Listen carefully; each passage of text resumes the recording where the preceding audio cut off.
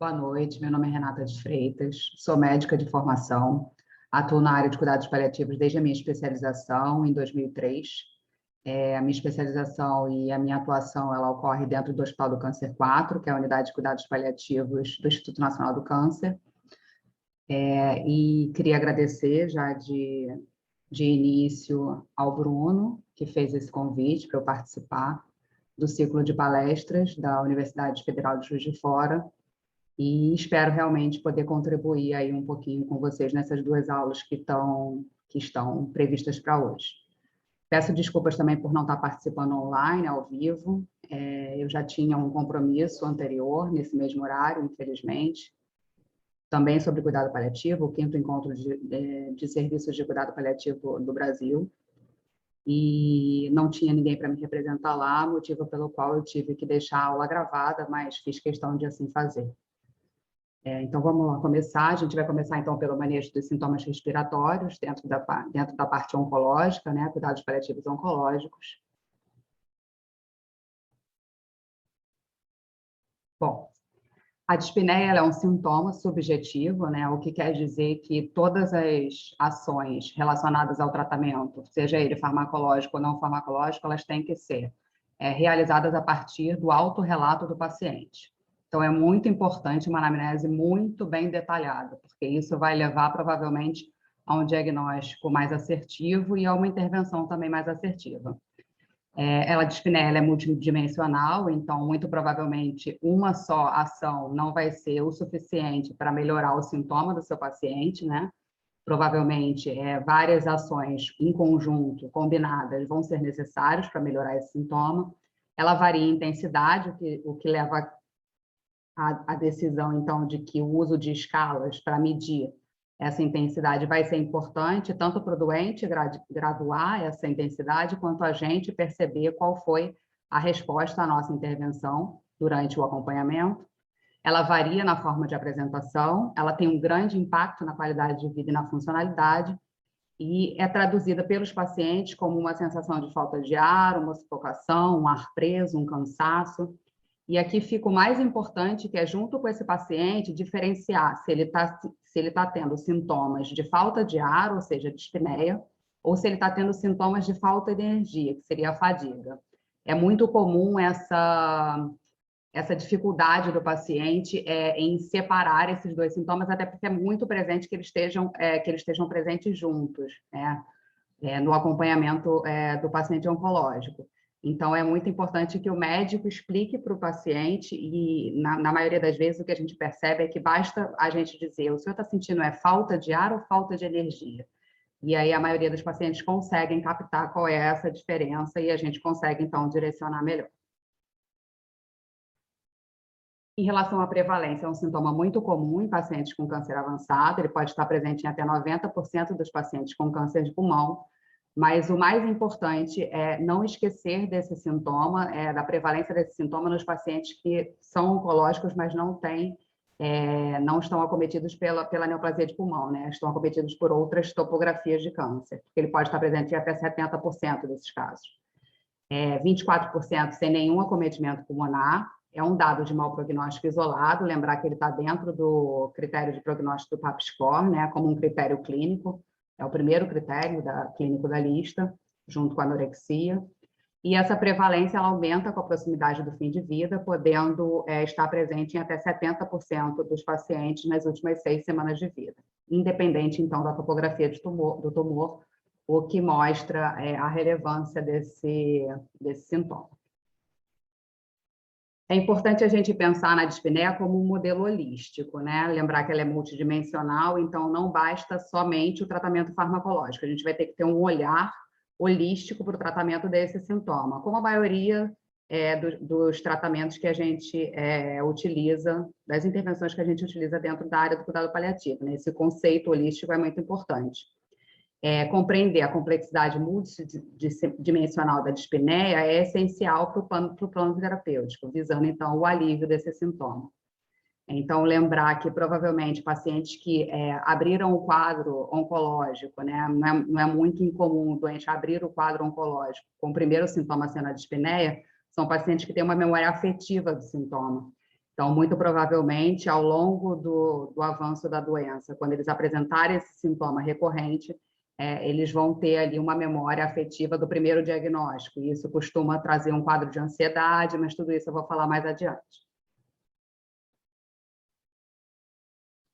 A avaliação inicial, a anamnese e o exame físico são muito importantes porque eles levam a uma hipótese diagnóstica, uma suspeita diagnóstica que normalmente tem uma acurácia muito grande, né? Em 2/3 do caso você consegue ali definir nesse primeiro momento entre anamnese e exame físico sem nenhum exame radiológico inicial, você consegue chegar a um diagnóstico preciso em 2/3 dos casos. Então, uma anamnese dirigida, muito bem detalhada, uma escuta muito importante com o seu doente, talvez seja metade do caminho andado.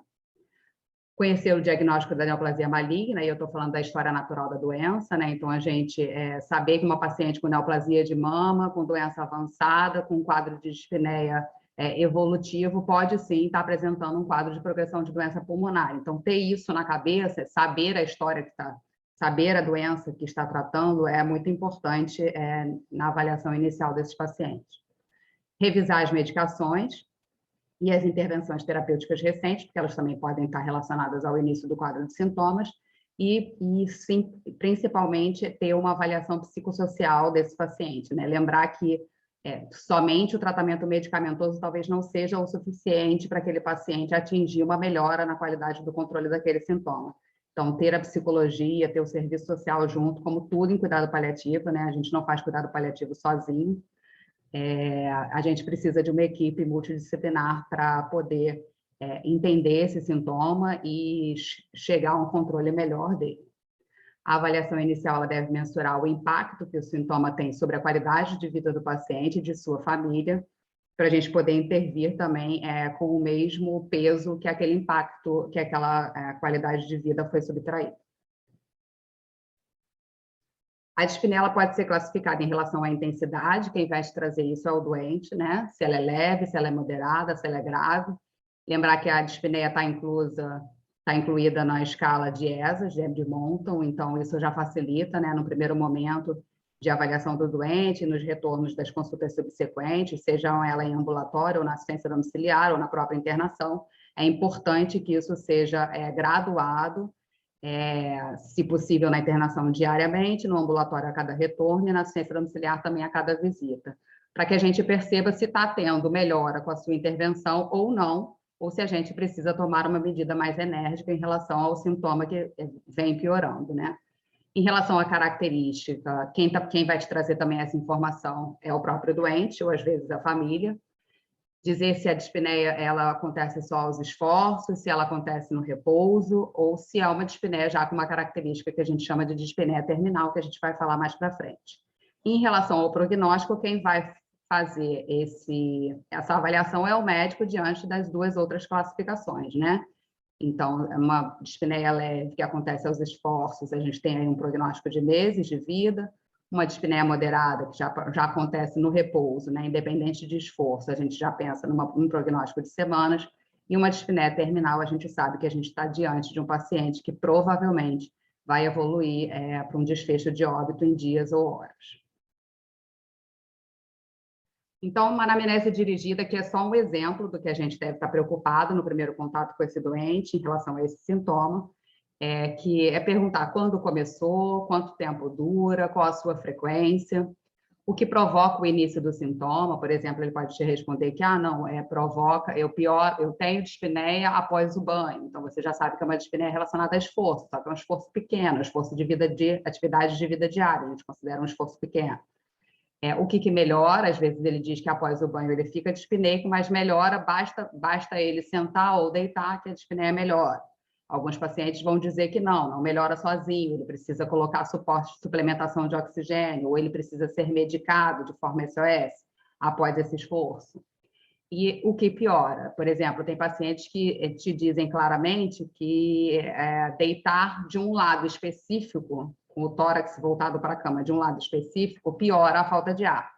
Isso já dá um dado clínico muito importante para o médico que está avaliando, né? Provavelmente eu posso ter no tórax contralateral um derrame pleural. Então, toda vez que ele deita na cama e restringe o pulmão no qual está se fazendo a respiração de uma forma mais eficaz do que o contralateral, que está ocupado por líquido, isso já traz para o médico uma noção do que pode estar acontecendo. Perguntar se ele consegue descrever o sintoma, graduar, que é importante, usar a escala de 0 a 10, sendo 0 a ausência e 10 a pior, o pior sintoma que ele já teve. Em relação ao tratamento, o que ele está utilizando atualmente, o que já usou no passado. Em relação à percepção, que é qual o impacto que esse sintoma apresenta nas atividades da vida diária dele. E em relação aos valores, qual o objetivo do tratamento para você. Em relação ao diagnóstico etiológico, antes de propor intervenções diagnósticas, é muito importante a gente considerar quais são os objetivos dessa intervenção diagnóstica, qual é a natureza da situação de emergência e a gravidade desse sintoma, como está a condição física geral desse paciente previamente a esse evento que vai me levar a essa condição de propor uma intervenção diagnóstica, qual era a situação da doença e o prognóstico desse meu paciente e, principalmente, qual é o benefício e o risco dessa intervenção, seja diagnóstica ou terapêutica, a ser ofertada. É muito importante a gente falar isso porque alguns exames eles são exaustivos para o doente, eles podem necessitar que eu tire um doente, por exemplo, de uma assistência domiciliar, para que ele vá para um centro de tratamento especializado, né, que ele seja mobilizado até um hospital. E ao passo de que se eu tenho um paciente com um quadro de dispneia, por exemplo, terminal, né, que eu percebo claramente que o paciente está evoluindo para cuidar do fim de vida. O doente está em assistência domiciliar, eu teria condições de intervir de forma medicamentosa e de forma em relação à família, para que ele fique confortável dentro do domicílio. Qual é o benefício que eu tenho de pedir para essa família colocar esse paciente no carro ou solicitar uma ambulância, seja uma ambulância de atendimento móvel pública, para levar ele para um hospital para fazer uma imagem? Se eu sei exatamente que eu não vou conseguir, com o diagnóstico eu não consigo intervir de forma objetiva para resolver aquele problema. Então, eu acho que essas situações têm que estar muito bem delimitadas na cabeça do médico, quando, inclusive, ele pensa na questão da intervenção diagnóstica. Qual é o problema? O que eu preciso lançar a mão para complementar um exame mais preciso, né? Nesse caso que eu comentei ainda há pouco, exames de alta complexidade, que a gente só vai encontrar em centros especializados. Ter em mente se o problema pode ser revertido, a mesma situação anterior, né? Um doente com dispneia terminal provavelmente não pode ser revertido, então não existe o porquê de você demandar a transferência para a realização desse exame. Lembrar que nem todo problema deve ser sempre revertido. Por exemplo, pode não ser apropriado intervir na busca da intervenção diagnóstica num quadro de dispneia terminal nas últimas horas ou dias de vida. Mas lembrar que os sintomas eles podem ser gerenciados visando, então, o conforto desse paciente. Isso tem que ficar muito claro para a família e para o doente. Eu não vou te levar para o hospital ou eu não vou realizar determinado exame, porque o resultado desse exame não vai ser decisivo em relação à minha intervenção necessária. Mas eu vou controlar o seu sintoma e você não vai ficar desassistido. Acho que isso é muito importante.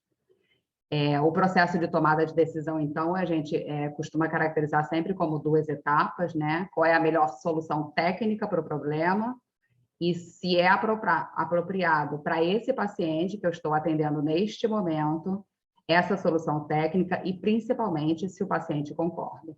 Não adianta a gente pensar numa solução que seja resolutiva se o paciente não está de acordo com essa resolução. Então, por exemplo, um paciente com neoplasia de cabeça e pescoço, uma grande massa tumoral, no qual você já percebe ali uma obstrução respiratória alta e você vem conversando com ele, né, até para ter uma atitude antecipatória, né, da obstrução total. Você vem conversando com ele a respeito de traqueostomia e todas as avaliações desse paciente estão registradas em prontuário de que ele não deseja a intervenção. Quando chega no momento de dispneia, por exemplo, na emergência, o médico que atender esse paciente na emergência, ele provavelmente vai conversar de novo com esse paciente, mas ele já tem um dado em prontuário de que esse paciente nunca desejou a intervenção. E isso deve ser levado em consideração. É lógico que a gente aborda de novo o paciente, dizendo que a gente chegou num momento crucial da intervenção, que a intervenção se faz mais do que urgente, e que sem essa intervenção, provavelmente, a gente não consegue dar seguimento em relação à sobrevida do doente. E se o desejo do doente for, inclusive, não realizar o procedimento, a gente tem que propor intervenções relacionadas ao conforto, mas deixar claro para a família que, em relação à sobrevida, ocorre, sim, um risco de morte advindo daquela obstrução, né? Mas sempre levar em consideração se o paciente concorda. Se clinicamente indicado, avaliar solicitações de exames que corroborem esse diagnóstico, principalmente diagnóstico de causas reversíveis, né? Como eu falei, a dispneia tem causas multifatoriais, então, realizar um hemograma, colher eletrólitos, avaliar a função renal e a própria saturação do oxigênio por oximetria e complementar, então, com um exame de imagem. Tratar as causas reversíveis quando possível e desejável, de acordo com os objetivos do tratamento. Então, por exemplo, um paciente que iniciou uma dispneia recente, aos esforços, e você evidencia no hemograma que ele tem uma queda do hematócrito dos valores hematimétricos recentemente, né? E que isso pode estar, sim, relacionado ao início de um quadro de dispneia. Então, intervir, né, nessa condição clínica, hemotransfundir, conversar com o doente e observar se ele vai ter resposta, né? Isso seria um exemplo de você tratar uma causa reversível. Identificar causas de base da dispneia e tratar especificamente, lembrando que, assim como a causa pode ser multifatorial, o tratamento, às vezes, também vai requerer intervenções múltiplas combinadas, que eu conversei ainda há pouco. O tratamento específico da causa do sintoma, ele pode não ser indicado, dependendo do prognóstico, também a situação que eu dei ainda há pouco.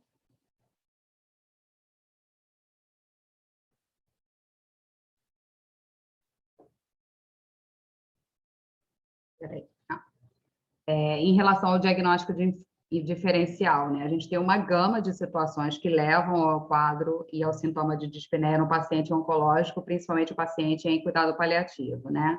A gente ganhou mais uma, infelizmente, há 1 ano e meio, que é a questão da infecção pelo Covid, o que trouxe para a gente um cenário ainda mais difícil de fazer essa diferenciação diagnóstica no momento da emergência, quando você tem um paciente que já era acompanhado para cuidado paliativo, com um quadro, por exemplo, de dispneia súbita, né?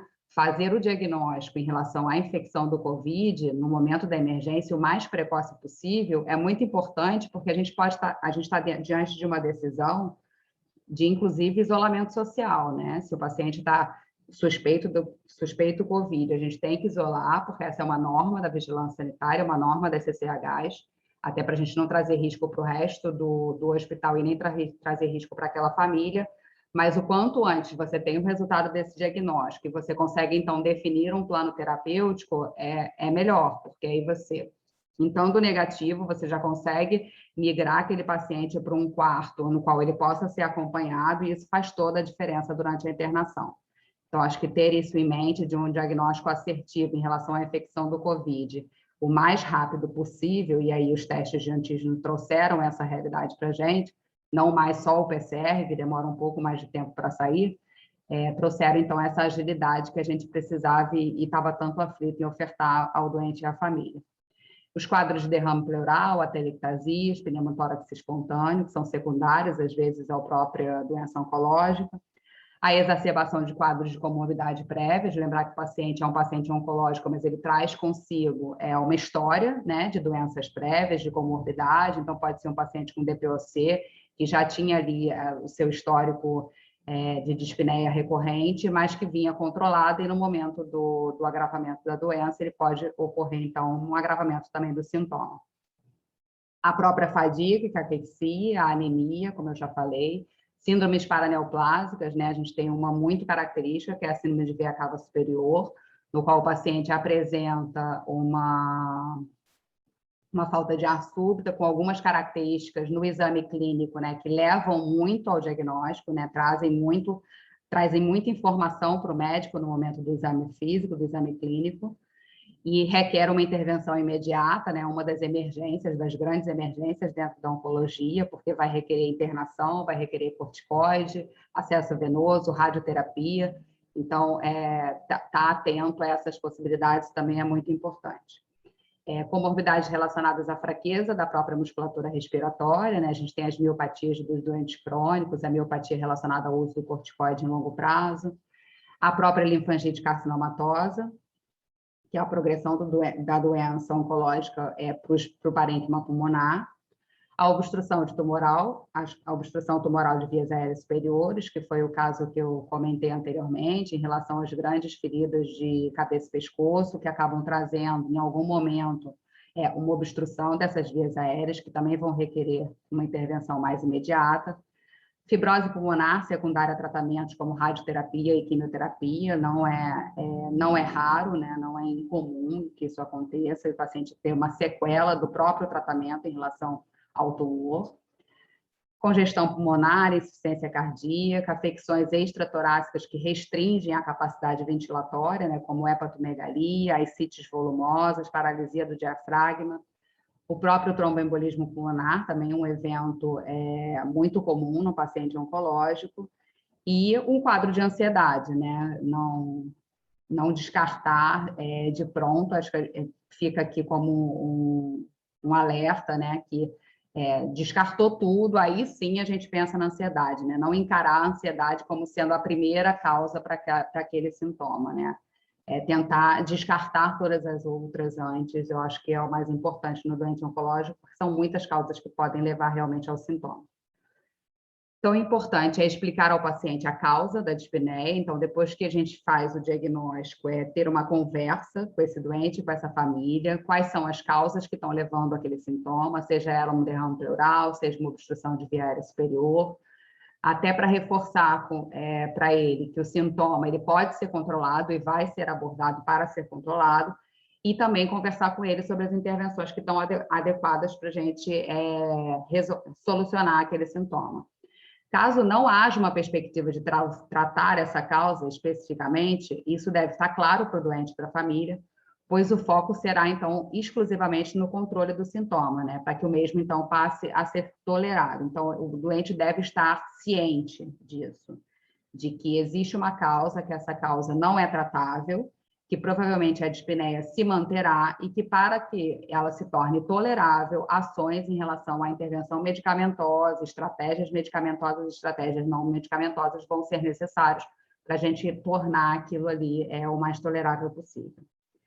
Criar um plano com a família e o paciente para o manejo do sintoma, né? Estar atento à possibilidade de uma piora progressiva, atento à possibilidade de uma necessidade de intervenção ou de mudança de cenário. Então, por exemplo, um paciente assistido em atenção domiciliar, a gente faz uma visita, identifica um quadro de início de dispneia progressiva, é uma linfangite carcinomatosa, mas o doente ainda assim consegue fazer algum controle em relação ao sintoma dentro do domicílio, tem ali as suas medicações orais, a gente consegue orientar os SOS por subcutâneo, ele tem a suplementação do oxigênio, que ele realiza após as atividades de vida diária, no qual ele percebe uma exacerbação do sintoma, mas saber que em algum momento, e isso a gente tem que conversar com a família para que no momento da urgência as coisas já estejam organizadas, saber que em algum momento talvez esse sintoma piore, a ponto da gente necessitar, por exemplo, de intervir em relação à sedação, né? E aí isso já deve estar conversado com a família e com o doente, que esse pode acontecer, que se acaso piore o sintoma, da gente precisar, seja de medicação parenteral, seja de hospitalização, para tentar intervir melhor e dar mais conforto para esse doente. Explicar o propósito de cada medicação, particularmente do início dos opioides, né? O opioide é a medicação de escolha no tratamento farmacológico da dispneia, e é muito importante que a gente explique isso para o doente, para a família, porque não é incomum, o opioide, a morfina, no caso, é uma medicação que é conhecida das pessoas, mas todos associam ao controle da dor. Então, se ela está na prescrição de um paciente que não tem dor ou que nunca teve dor, e ele percebe que aquele remédio está lá, e se ele não sabe que aquele remédio está com o objetivo do controle da dispneia, ele provavelmente não vai tomar o remédio. Ele vai falar, ué, mas o doutor passou aqui a morfina, mas eu não tenho dor. Não, então esse eu não vou tomar. Então, acho que ter isso muito bem documentado, seja através da prescrição, remédio para falta de ar, não é comum a gente ver as prescrições assim, e isso facilita muito a adesão do paciente e da própria família, né? Não é incomum a gente ter pacientes que os vizinhos visitam e falam, nossa, mas você está tomando morfina, mas para quê? Você nem tem dor. E aí tem que desconstruir essa fala e essa percepção das pessoas, né? Então, é importante explicar cada medicação, qual é o objetivo de cada remédio, você vai usar a morfina para isso, o objetivo é te trazer conforto, vai ter que manter em horários regulares, mesmo que não acorde com o sintoma, o objetivo do tratamento é esse, é que o sintoma não venha ou não piore, explicar a utilização dos SOS, que são resgates, explicar que tem que anotar, porque é isso que vai basear o médico na próxima visita, né, em relação às intervenções necessárias ou da continuidade da medicação. E isso é muito importante, trazer o paciente e a família como participantes ativos, né, nessa intervenção.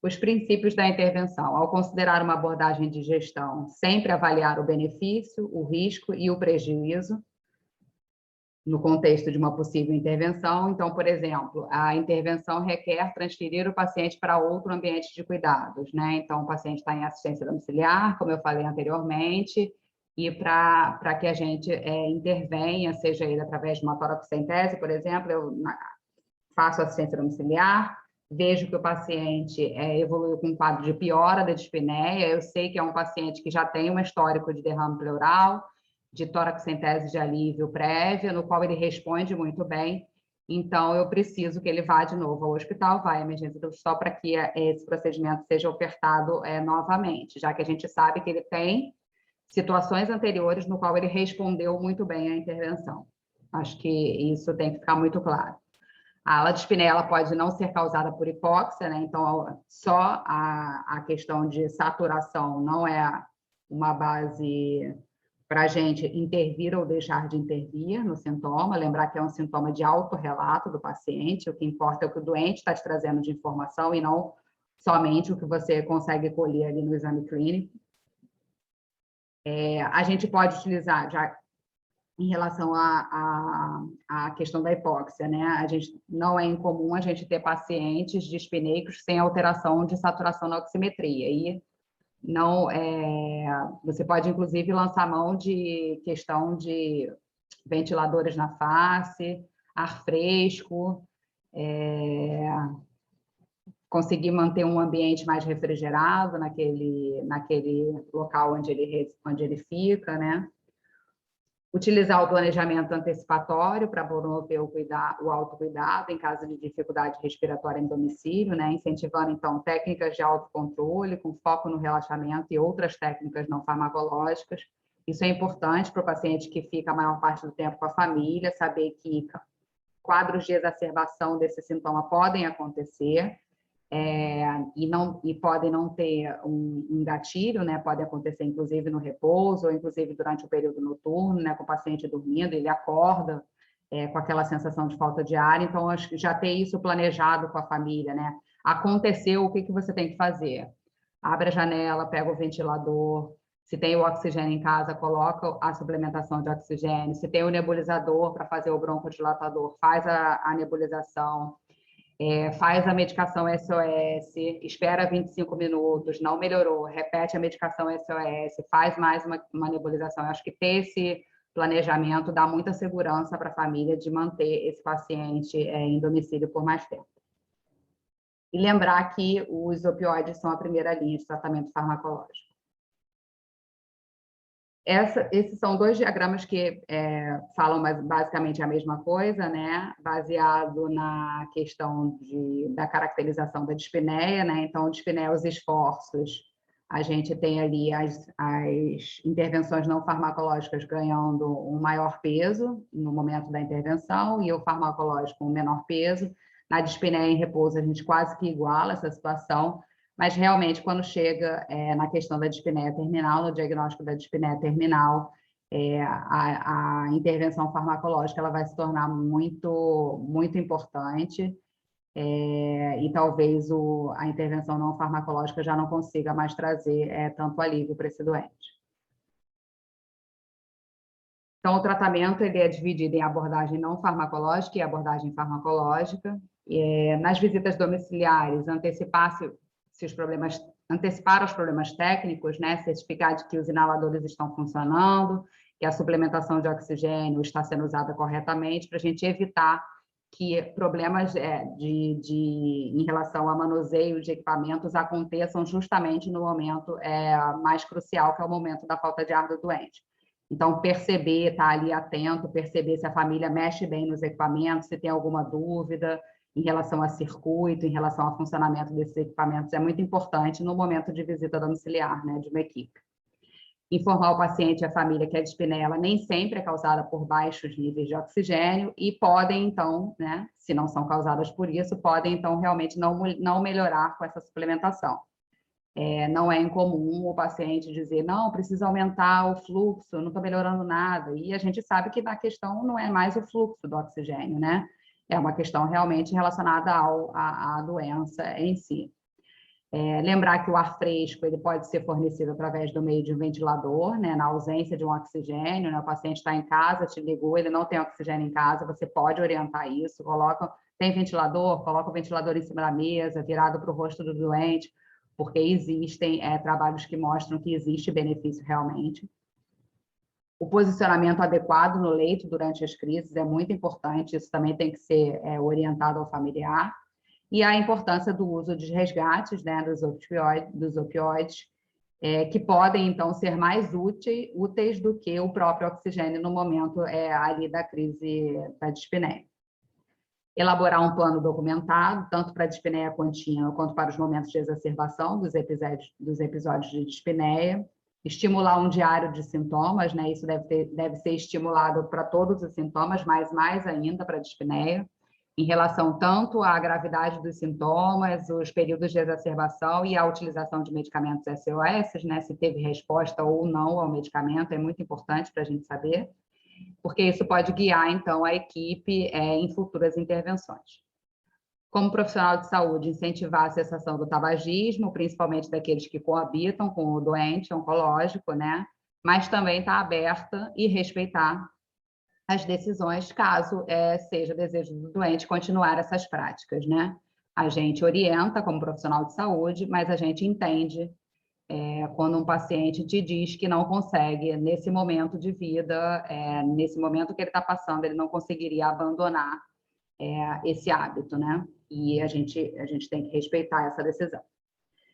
Ensinar o uso seguro e apropriado dos medicamentos, incluindo os objetivos e possíveis efeitos adversos e como gerenciá-los, né? É muito importante quando a gente, por exemplo, for iniciar a morfina, dizer que pode trazer náusea, eu vou falar até isso numa próxima aula, pode trazer constipação, mas que já existem aqui na prescrição medicamentos que vão intervir em relação ao efeito adverso desse remédio. Isso tudo para que ele tenha uma adesão à prescrição, que para a gente é muito importante, que ele não abandone o remédio no primeiro efeito adverso, porque quanto mais ciente ele tiver dos efeitos adversos e das estratégias que a gente tem para poder reverter esses efeitos, maior a chance dele não interromper o medicamento e a gente ser pego de surpresa numa próxima visita, numa próxima consulta com o paciente tendo suspendido todos os remédios por conta de efeito adverso mal orientado. Aqui vem as causas específicas, né, e as intervenções que são necessárias quando a gente identifica essas causas. Então, um paciente com broncoespasmo, eu vou ofertar ali broncodilatador, eu vou ofertar estratégias da fisioterapia, o próprio corticoide. Pacientes em vigência de infecção, iniciar antibiótico, intervenção também da físio. Quadro de TEP, anticoagulação plena. Derrame pleural, oferecer toroxentese, realizar pleurodese, se essa for a indicação. Nas questões relacionadas à queda do hematócrito, né? Pensar na estratégia da hemotransfusão, mas também ter um histórico desse doente, às vezes pacientes com piora da dispneia e que fazem hemotransfusões recorrentes sem nenhum benefício clínico, também é uma uma hora de você reavaliar essa proposta, né? Talvez a hemotransfusão não seja a indicação mais adequada no caso, né? Para pacientes que já mostram com episódios anteriores que não respondem à intervenção. A linfangite carcinomatosa, pensar em corticoide, pensar em broncodilatador, pensar em diurético, se tiver algum quadro de congestão. A obstrução de vias aéreas superiores, né? Pensar na radioterapia, pensar no stent, pensar em traqueostomia. E a síndrome de veia cava superior, também pensar em radioterapia, corticoide, diurético e opioide, que acaba sendo a abordagem terapêutica dessa síndrome. Então, lembrar que a abordagem farmacológica do tratamento, ela traz basicamente 3 classes farmacológicas, né? Pensar sempre em broncodilatador, sempre em opioide, e pensar em associar um ansiolítico quando se percebe que existe ali uma questão de ansiedade relacionada ao sintoma, né? Principalmente o medo de novas crises, né? É muito comum a gente perceber isso, né? Às vezes isso vem, inclusive, acompanhado de uma questão de insônia, terror noturno, né? Que o paciente se sente ali no período da noite mais fragilizado, ele tem medo porque as pessoas vão dormir e ele pode sentir alguma coisa e não ser socorrido a tempo. Então, não é incomum a gente perceber pacientes com dispneia que começam a trocar o dia pela noite, optam por dormir de dia e optam por ficar acordados à noite, mas por essa questão de fobia mesmo em relação a ter o seu sintoma desassistido no momento do período noturno.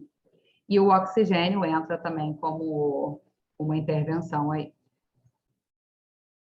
Então, vou falar um pouquinho sobre cada classe, né? Os opioides são a primeira linha realmente para paliação da dispneia na doença avançada. Eles reduzem a resposta ventilatória, a hipercapnia e hipóxia, diminuindo, então, o esforço respiratório, mas principalmente diminuindo a sensação do paciente de dispneia, além de ter um efeito vasodilatador na vasculatura pulmonar, né? Tem uma ação rápida, então a gente tem que orientar a família e o doente que, no caso de sintoma exacerbado, estimular o resgate, né, nesses períodos. Eles reduzem a dispneia em 20%, na maioria isso acontece a partir dos 25, 30 minutos, né, se for uma medicação parenteral, e pode demorar um pouquinho mais nas medicações via oral, né? E tem o maior efeito quando a dispneia é em repouso. Não causa retenção de CO2 e, se titulada adequadamente, em pacientes com câncer e DPOC, né? O alívio ocorre na ausência de mudanças significativas em relação a gases arteriais, então, o que te mostra que a sua intervenção está sendo benéfica não são os exames relacionados ao laboratório, né? Muito mais a percepção do doente, muito mais a coleta dessa informação tem que ser com o paciente. E aí, aquela medicação que a gente começou ontem, o senhor percebeu alívio? Se percebeu, consegue graduar? Como que ela estava ontem, como que a dispneia está hoje? Acho que isso é o que vai te conduzir melhor em relação à intervenção. Os broncodilatadores, lembrar que o broncoespasmo nem sempre tem repercussão na ausculta, né, associado com sibilos, então, normalmente, é uma condição que é subdiagnosticada. Lembrar que ele é muito presente e como causa da exacerbação da dispneia nos pacientes que já são DPOC, nos pacientes que tiveram asma crônica durante a vida adulta e nos grandes tabagistas, né? É uma condição subdiagnosticada e subtratada, como eu falei anteriormente, melhora a dispneia sem melhorar os índices ventilatórios, e as drogas que estão dentro dessa classe são o brometo de pratrópio e o fenoterol. Em relação aos ansiolíticos, a gente normalmente utiliza os benzodiazepínicos, né? E aí a gente trouxe aqui duas medicações mais comuns que a gente costuma ver nos hospitais, diazepam e midazolam. Lembrar que você pode fazer, sim, via oral, né? Paciente ambulatorial que já apresenta um quadro de dispneia recidivada, mas que ainda está ali fazendo essas suas atividades, você pode manter, sim, um ansiolítico no período noturno, por exemplo, para que ele tenha uma boa noite de sono, não venha a ter esses quadros de ansiedade relacionados a terror noturno. E no momento de dispneia mais grave, a gente tem a possibilidade, então, da via parenteral como de escolha. A droga de ouro é o midazolam, sem benefício definido na ausência dessa ansiedade, mas o que a gente percebe é muito comum a presença de ansiedade nos quadros dispneicos, né, de pacientes oncológicos, e lembrar que elas não devem ser utilizadas como primeira linha para o controle da dispneia, né? Lembra quando eu falei lá de diagnóstico diferencial, que a gente não tem que olhar para um paciente que está referindo ter dispneia como, isso é só uma ansiedade. Né? Lembrar que é um sintoma de autorrelato mesmo, e a gente primeiro tem que buscar uma causa para ele e não simplesmente iniciar um tratamento com ansiolítico achando que é só uma ansiedade. Os corticosteroides são indicados principalmente na presença de obstrução brônquica, síndrome de veia cava superior, linfangite carcinomatosa, pneumonite pós-rádio e no próprio broncoespasmo. O uso por longos períodos deve ser evitado em virtude dos possíveis efeitos colaterais, e aí a gente entra com a questão da miopatia, né, a fadiga por miopatia, o próprio descontrole glicêmico. E a dose inicial, a gente utiliza normalmente a dexametasona, lembrar que ela também tem via oral, ou seja, pode ser usada no paciente ambulatorial, mas também pode ser ofertada de forma subcutânea ou intravenosa nos casos de maior intensidade do sintoma.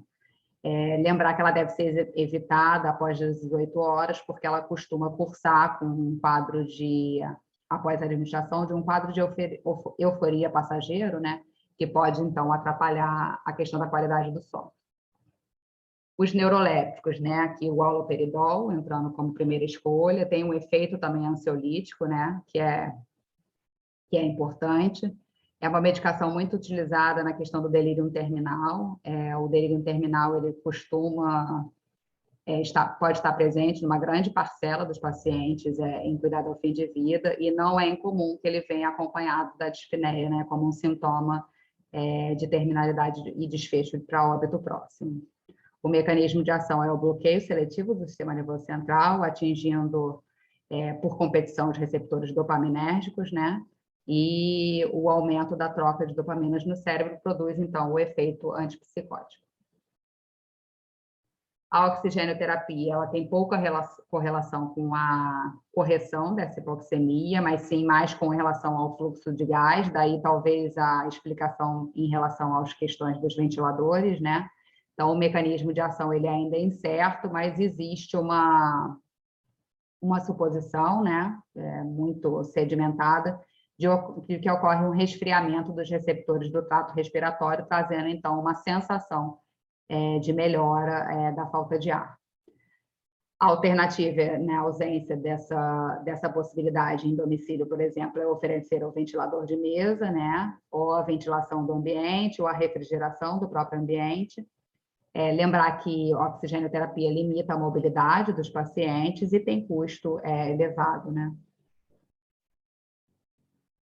Agora eu vou falar sobre as intervenções não farmacológicas, principalmente relacionadas ao apoio da fisioterapia no controle da dispneia dos pacientes oncológicos, né? A gente tem a fisioterapia atuando em alguns momentos, né? Quando o paciente tem uma funcionalidade melhor, que a gente chama de um KPS acima de 50, ele realiza algumas atividades ainda sozinho, a gente pode propor, então, o uso dos incentivadores respiratórios, né, na tentativa de um condicionamento melhor em relação ao padrão respiratório, a própria cinesioterapia respiratória, pode ofertar o treinamento aeróbico, fortalecimento muscular, o uso de esteira, bicicleta, caminhada, incentivar a caminhada para a gente tentar manter essa autonomia e principalmente o fortalecimento muscular desse paciente, é muito importante nos pacientes com uma funcionalidade melhor. Em relação à cinesioterapia motora, né, manutenção da capacidade ventilatória funcional, melhorar a tolerância ao esforço, diminuir os efeitos da própria imobilidade, que é muito deletério para o doente, incentivar as técnicas e ensinar as técnicas de higiene brônquica, né, com o intuito de remover secreção e melhorar a ventilação pulmonar, seja ela através da orientação do estímulo à tosse, o pipicelo d'água, nebulização com soro para fluidificar as secreções, a própria mudança de posturas e a aspiração, quando essa se faz necessária. Nos pacientes com uma funcionalidade pior, né, o que a fisioterapia normalmente atua na otimização energética, né, a gente perceber o que é importante para aquele doente ao longo das atividades de vida dele, para poder fazer um diário em relação à otimização. Então, se o banho para você da manhã é muito importante, então a gente vai fazer com que o banho aconteça no período da manhã, que você está mais descansado, e faz essa rotina e cria essa rotina e esse plano junto com ele e com a família. Isso traz muita segurança para o doente e a sensação de que ele está sendo ouvido, né, em relação ao plano terapêutico. Então, o objetivo da otimização energética é basicamente reduzir o gasto mesmo, manter o autocuidado e a funcionalidade e melhorar a sensação de dispneia. As medidas de conforto para a dispneia, a fisioterapia também costuma atuar, seja incentivando, orientando em relação à adequação de postura, no momento da exacerbação da falta de ar, qual é a melhor postura para aquele doente, como que a família deve se portar em relação ao posicionamento dele no leito. A ventilação não invasiva é um assunto que demandaria uma aula específica para isso, né? Realmente, na prática de abordagem da dispneia dos pacientes em cuidado paliativo, o que a gente percebe é uma baixa tolerância a essa técnica, né? Muito em decorrência do estado geral mesmo dos pacientes, da presença de caquexia, sarcopenia, grandes lesões tumorais, tudo isso acabam dificultando a oferta dessa ventilação não invasiva para esses pacientes. Além dela ter uma interface desconfortável, ela é uma barreira à comunicação e ao contato íntimo daquela família, isso deve ser levado em consideração. É importante que a gente ter claros os objetivos quando a gente indica e propõe esse tipo de intervenção, né? Esclarecer que o tempo para alcançar o objetivo e saber que eles podem ser atingidos ou não. E o mais importante é considerar essa intervenção como um teste de tempo limitado, né? Não deixar aquela coisa continuada, porque você sabe que aquilo ali, se não trouxe benefício nas primeiras horas, provavelmente não vai acontecer esse benefício, então a técnica já estaria contraindicada. Então, ter esses prazos claros junto à equipe, junto ao paciente, junto à família, e ter esses marcadores de sucesso. O que eu vou considerar falha terapêutica, o que eu considero sucesso terapêutico, né? Ter isso muito bem definido entre a equipe, para poder ofertar. Mas o que a gente percebe realmente é que é uma intervenção que não é muito tolerada para o nosso perfil de doente, tá? Esse é um ginásio de fisioterapia do Hospital do Câncer 4, só para a gente desmistificar um pouco, né? As pessoas às vezes ainda se assustam do tipo, nossa, mas uma unidade de cuidado paliativo, mas por que você tem ginásio? Porque elas imaginam um paciente com uma funcionalidade muito ruim, que estariam deitados sendo atendidos, seja na internação hospitalar ou na própria assistência domiciliar. Mas não, a gente tem o paciente com perfil funcional ainda bom, com um prognóstico razoável de vida, e esses pacientes devem ser incentivados, sim, à questão da vinda durante as consultas ao ginásio, para poder terem seus planos terapêuticos orientados, reorientados, acompanhados, ver qual foi o ganho da última consulta para a consulta de agora, e traçar planos para a gente preservar a autonomia desses pacientes é muito importante. Então, você percebe ali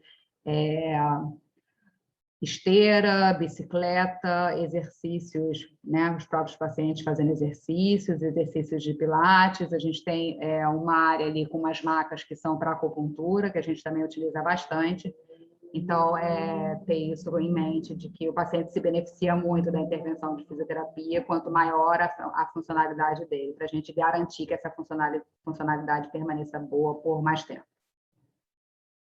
E uma situação especial, que é a questão da dispneia terminal, né? Normalmente, nessa fase, a causa ela já não consegue mais ser revertida.